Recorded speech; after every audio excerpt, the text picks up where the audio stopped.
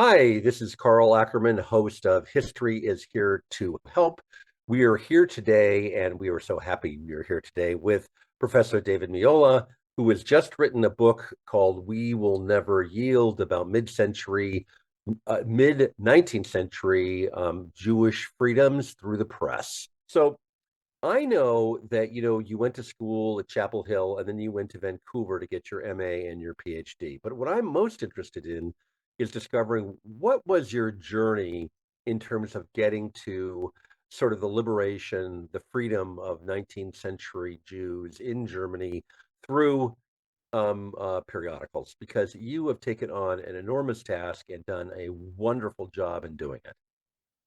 Well, thank you, Carl. I really appreciate the plaudits from you and also appreciate the invitation to come here and talk with everyone in Hawaii. Mahalo, everyone. And I really hope that this is informative for everyone. I started this entire project with a question about my family. I come from a family of German Jews that immigrated to the United States in the late 1890s. And growing up, I had all these questions. Why were they so not orthodox? Why did they not keep kosher? And so when thinking about these questions, this led me back to their lives as German Jews in Germany. And I originally thought when I was going to do my PhD that I was going to focus on emancipation around 1871 and the foundation of the German Empire. But as I started in my studies, I became more interested in liberalism. I became more interested in the public sphere and the means by which individuals became emancipated. And this brought me back slowly but surely to the period of the 1815 to 1848 era. And so while I was there, I remember doing a graduate seminar and needing to do a paper using primary sources. And I was doing this from Vancouver. How was I going to get primary sources early in my PhD program about Jewish life? Were there any online repositories which I could get? And I stumbled upon a UNESCO funded site that dealt with the German Jewish press. And from there, I wrote this paper, which eventually got published, about the Allgemeine Zeitung des Judentums, which was the most important and long-standing paper written by German Jews for German Jews that started in 1837 until 1922, about how it informed the public about emancipation in the Grand Duchy of Baden during the 1840s. And that got me into asking questions about, well, here we have the German Jewish press, but what about the local newspapers? What about the papers that other Germans, non-Jews, were reading? How did they see these debates about emancipation and also about Jewish religious reform play out in the public sphere? That's absolutely wonderful. And so now I'm going to ask you some, now I get a full understanding of what you're doing, and you were very brave. I thought you were, I had images of you with a backpack with books traveling around these different areas of Germany. This is much more convenient, thank God for the internet. Um, but, in your acknowledgments, I think that many viewers would be surprised that you acknowledge the Jewish community in Mobile, Alabama. And I was curious about this for two reasons. One, I didn't know there was a large Jewish community in Mobile, Alabama. And two, why the thank you for that particular community? I know your work was set in Germany, and this online depository of many documents and periodicals. But why that acknowledgement? Well, mainly, I'm a member of that community as well, right? I'm a professor at the University of South Alabama, which is in Mobile, Alabama. And as someone who is in the community, you know, lives and breathes as a practicing Jew as well, that these are people I interact with every day, and they have supported me. I've received fellowships, some grant money, and really just a lot of encouragement and support from lots of community elders. I have an endowed chair in Jewish studies. It's the Burton Fanny Meisler Chair in History and Jewish Studies at the university. And without the support of the Jewish community, I would not have a position, nor would I have the success that I have in running community events and running my program. I have a minor in Jewish and Holocaust studies there, and they have been super supportive of everything that I have done, and they deserve the acknowledgement for everything. That's very complimentary, not only about the community, but also about your university. And I would say stay there if you have an endowed chair. Um, but also, I think it's very interesting that you mentioned Holocaust studies, because I noticed in your resume that you teach courses on the Holocaust, but also in general European history. So your coverage is quite broad in terms of your teaching career also. So I'm now going to get into some of the particulars in the book, and this is going to be for our viewers, a pretty academic discussion. But of course, I deeply believe in academic discussion. So there we go. So, David, as your book is largely about Jewish agency in the press, that is, in the Jewish people becoming free through periodicals in the mid-19th century, and specifically about the word agency, might you tell us what you mean here by that word, agency? Yeah, I mean, foremost, I consider my study to be that of the Jewish community advocating on their own behalf. So in this sense, Jewish agency is Jews fighting for themselves. In a lot of the literature, and as I wrote in the book, emancipation or the fight for political rights has often been associated with those people who were arguing on behalf of Jews, but were not necessarily Jews themselves. So what I've done is take a look at how Jews went into the press, how they went into the public sphere, and how they, tackled whatever it was that came up. It could be just writing an article that Jews deserve emancipation because we are equal, we are like others, or defending their religion, from people who want Jews to change the religion into some kind of form of a Protestant Judaism, for lack of a better term. And I think as well that this was about Jews fighting for themselves and trying to determine the terms of the debate themselves as well, and not letting their antagonists define those terms for them. And so, well, you mentioned this already briefly about your online depository, but how did you go about reading the multiple periodicals for this book? There must have been other places, and you must have traveled to Germany. So, how is it capable? And I want to tell our audience that David is also the proud father of four children. So I'm imagining you with backpack with one child, two hands with the other children, your wife being very supportive and that sort of thing. Well, there's another story around that. I was actually fortunate to do a lot of my researching in Germany. I was able to get some grants and spend several months at a time over there. Um, I mentioned in my acknowledgments, I thank the Leipzig Institute for Europäische Geschichte, or the Institute for European History in Mainz, for their support, where I had 7 months unfettered access to Germany, to their library, and traveling around Germany. So most of these newspapers that I read are not digitized. So what I did was is I went to university archives. I went to the Institute for Newspaper Research in Dortmund, where they have microfilms, and I read most of these newspapers on microfilm. In a couple of instances, they actually had the old books, bound copies of newspapers, and I was able to touch, breathe, smell everything about these things, which is wonderful, by the way. Going into an archive and smelling this old paper is actually quite invigorating. But most of it was very tough microfilm, on machines that were not quite the modern microfilm machines, and you know, it was bad for my eyes. Let's say that. So incredibly bad for your eyes. Having Yes. done something similar with books, the complete volumes of Kolokol. So I get it. And I like the smell. I get it completely. So here's kind of a broad question, David, for you. So, what did you find? I mean, what did you find in terms of both the Jewish press and the German press, and how did this help Jewish agency in terms of becoming liberated? And I know you had mentioned in your book that it may have been influenced by France originally. And for those of us who were ignorant about this whole process, we always thought that Napoleon was the person who liberated the Jews and sort of what was then called, the Confederation of the Rhine. But what did you find, David? Yeah, so I think there's that's a pretty broad question, so I'll try to I answer know it this is.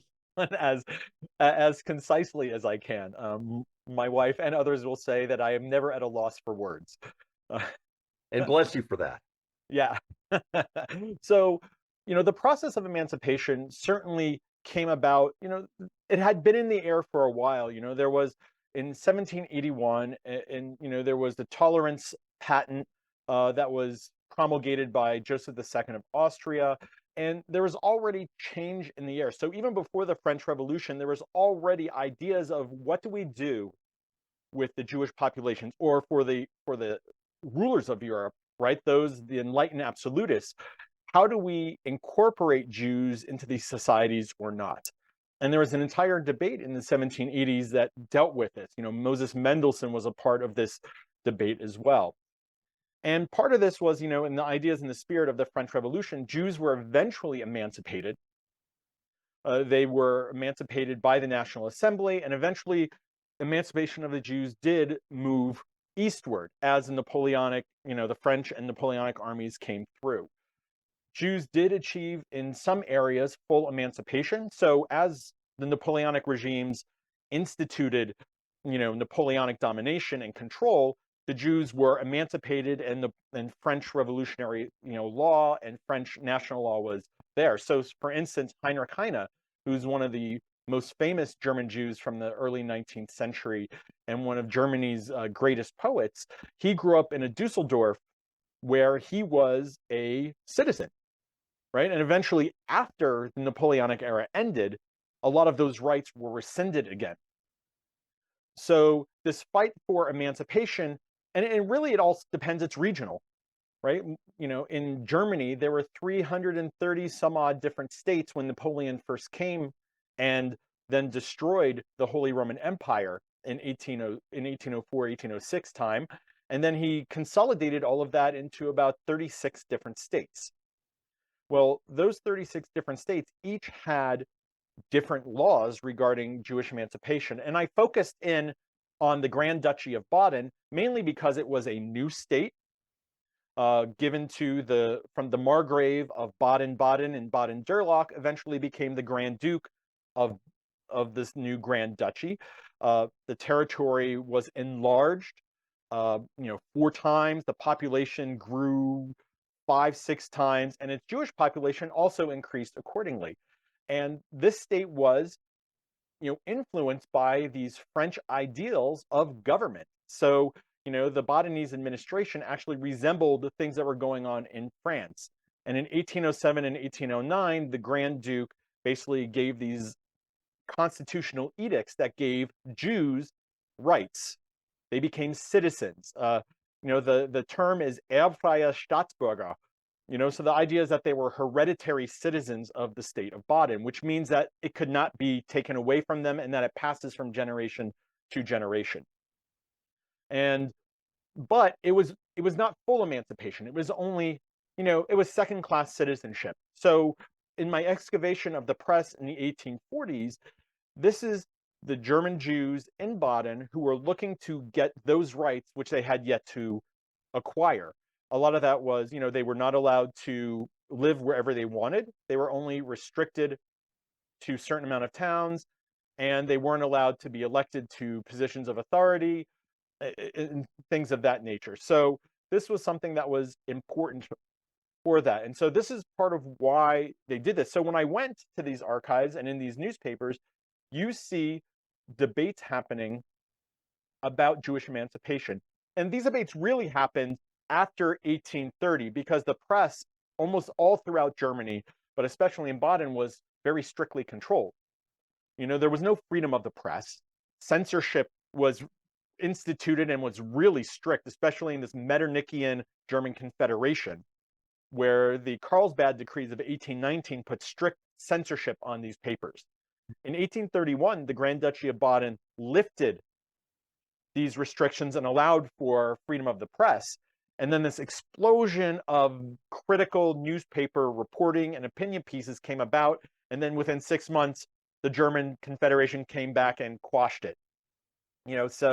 But there still had to be this space, right? The cat was let out of the bag, so to speak, right? I mean, this freedom of opinion, this public opinion, had to be somewhere, right? Otherwise, it was going to become more deleterious than that. So eventually, some more newspapers were allowed to come about after 1837. And then you start seeing these increasingly more progressive, more liberal newspapers advocating for Jewish emancipation and Jews taking part of those discussions as well. And this begs the question, and you defined it, but I want you to talk about it with our audience. Is you define being Jewish, because this whole book is really about a set of um, inferences from your research on periodicals and what that meant for Jewish emancipation. You define being Jewish as being within a quote unquote a set of cultural practices. And can you elaborate? Yeah, well, I mean, I think, and one of the things that's important is that Judaism itself was changing at this time.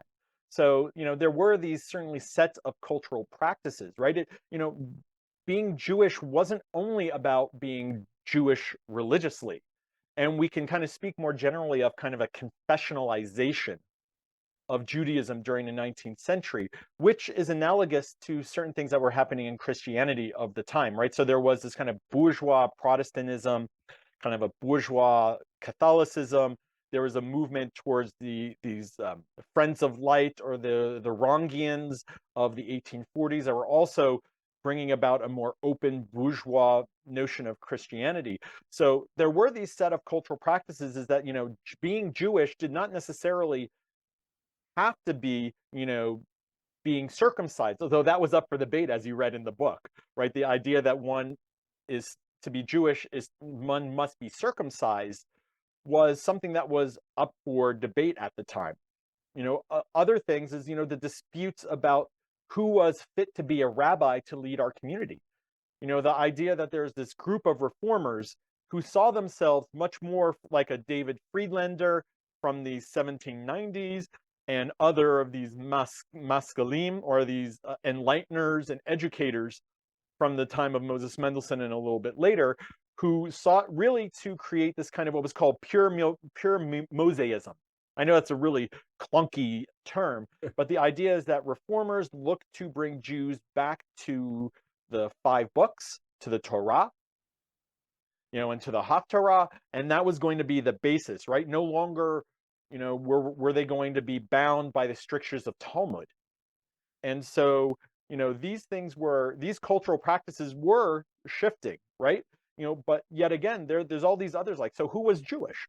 Well, there were those who had converted who never really left, right? Someone like a Heinrich Heine, who converted in the 1820s to Protestantism, he officially left the Jewish community, the Jewish religious community, but never really ever felt that. And indeed, he's claimed today as a German Jew, right, despite conversion.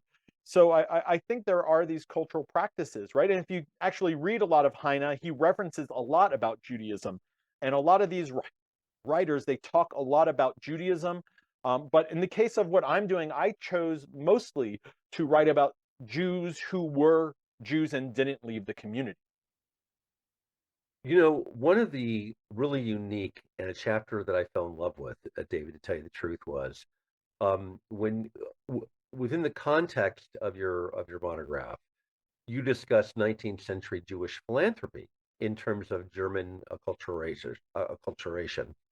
And might you talk about this, and perhaps within the story of the Hamburg fire, because this was a particularly intriguing part of your of your text, and the notion of philanthropy leading to a culturalization and also to acceptance was also very interesting for me.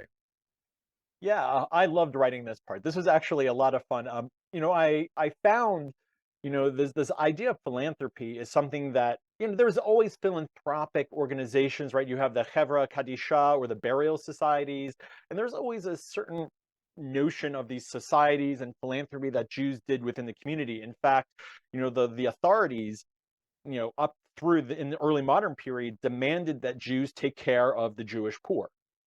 So that was something that was forced philanthropy on the one hand. But in this period of time, we start seeing philanthropy as kind of a bourgeois institution, that if you were a member of the middle class, that being, this was something that you had to do, right? And I'm not talking about, what happened much later on where you're building big buildings or you're endowing schools, right? You're talking about the bricks and mortar types of philanthropy.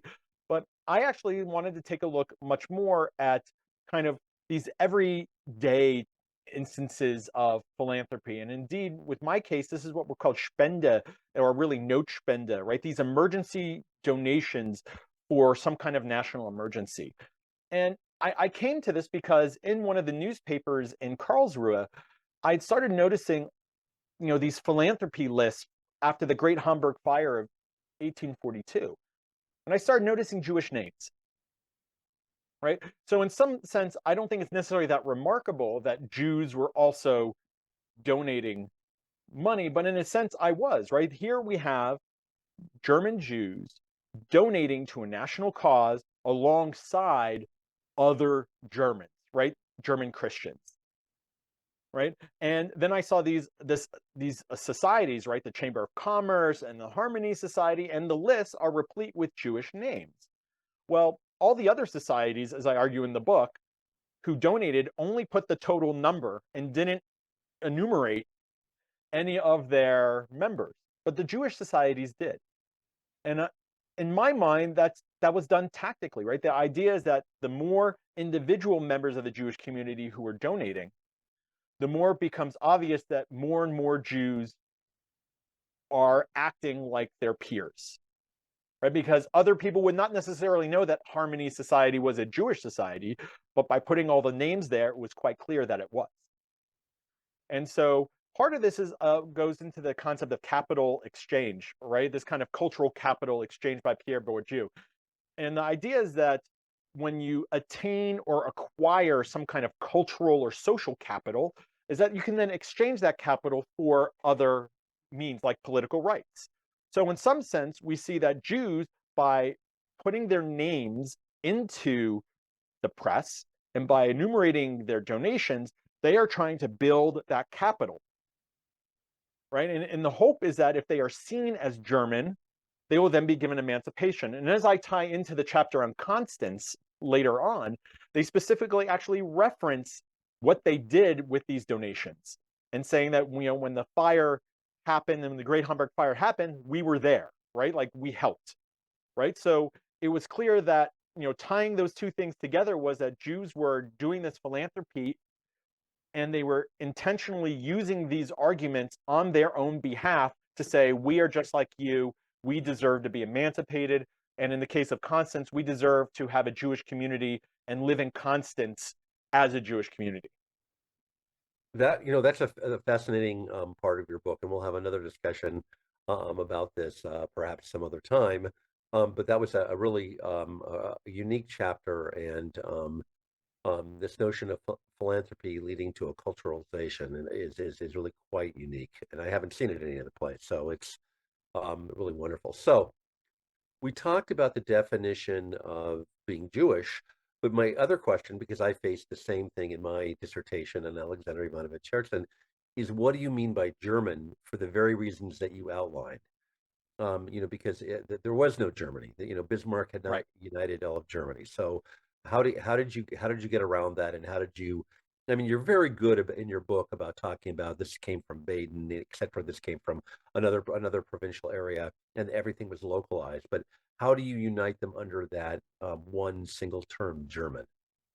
Well, I think some of this has to go back almost to this kind of Herder's notion of like language and nationality, right? I mean, one of the things that happened, and as you saw in the book, right, the Badenese liberals were part of a movement with other German speakers who saw themselves as in the process of trying to unite Germany under one roof, right? That there was this incomplete emancipation. Indeed, actually, that's kind of what I'm going to be pivoting to in my next project, but looking at how Jews in Baden and in Germany uh, worked in the liberal and democratic movements of the 1840s in order to help bring about a a united Germany. And we saw some of that, you can see some of that in the 1848 revolutions, where, there was a united Germany, there was the Frankfurt Parliament.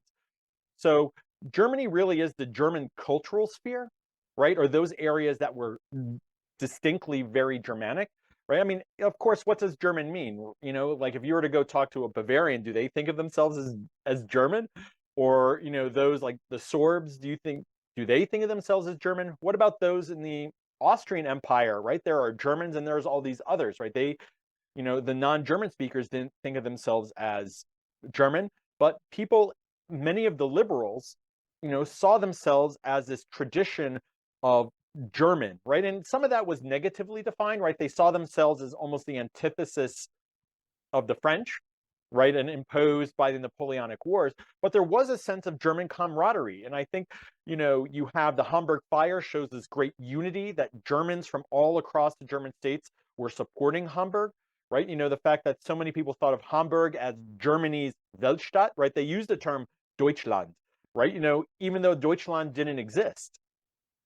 And then you get others like the Cologne Cathedral, which was completed, relatively completed in 1843. That was another instance of Germanness, right? The celebration throughout Germany, not just Prussia, but all of Germany. So there was a sense of being German. And so I really think of this as kind of the Hochdeutsch, press region, right? So like, the newspapers that I used for the pan-German side of my study were those that had a much broader audience and were basically written in Hochdeutsch. My concluding question was going to be, what do you and where from now? In other words, and where you're going to go. And I'm going to leave you that. I know we have about 1 minute left, but the last word goes to you, David. And if you could repeat what is next and repeat the name of your book and where people can get a hold of it, that would be great. Yeah, so I'll start with the book. My book is titled We Will Never Yield: Jews, the German Press, and the Fight for Inclusion in the 1840s, published by Indiana University Press just this April. And you can get it at Amazon. You can get it directly from iupress.org, or you can get it from other online retailers as well. Now, in terms of what I'm going forward, I'm actually looking at Jews involved in the liberal movement, and I'm focusing on the cities of Heidelberg and Mannheim, and really looking at those fraternal spaces, or spaces where Jews and Christians came together and started working together towards a united Germany, and to really uncover that Jews were actually agents, again, this term agency, agents in the fight for German liberalism and in the rise of German liberalism, which has not yet been uncovered. We'd like to thank Professor David Meola, and of course, people should rush out and get his book, We Will Never Yield, and it's on Amazon, I assume. Yes. Yes, so wonderful, wonderful book, wonderful discussion. David, thank you for interrupting your busy day in Canada, and for speaking on ThinkTech Hawaii. And I know that our other co-host, Jay Fidell, would have liked talking to you also. So thank you, David. Right. Thank you, Carl, and thank you, everyone.